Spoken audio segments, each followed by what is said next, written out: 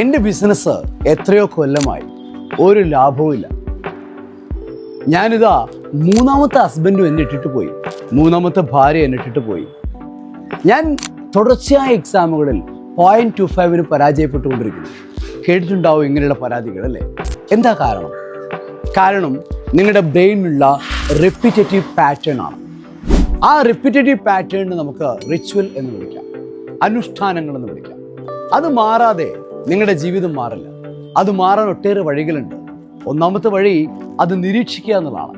ഇപ്പോൾ തന്നെ നിങ്ങളുടെ റിച്വൽസ് നിരീക്ഷിക്കൂ, ആവർത്തിക്കുന്നതിന് മാറ്റൂ, നല്ല പാറ്റേണിലേക്ക് വരൂ, പുതിയ പാറ്റേൺ ക്രിയേറ്റ് ചെയ്യൂ. എന്നിട്ട് നിങ്ങൾക്ക് ഇഷ്ടപ്പെടാത്ത, നിങ്ങൾക്ക് അനുകൂലമായ റിസൾട്ട് തരാത്ത പാറ്റേണുകളെ മനസ്സിലാക്കുക. ഒരു പേനയും പേപ്പറും എടുത്ത് ആ പാറ്റേണുകൾ എഴുതി വെക്കുക.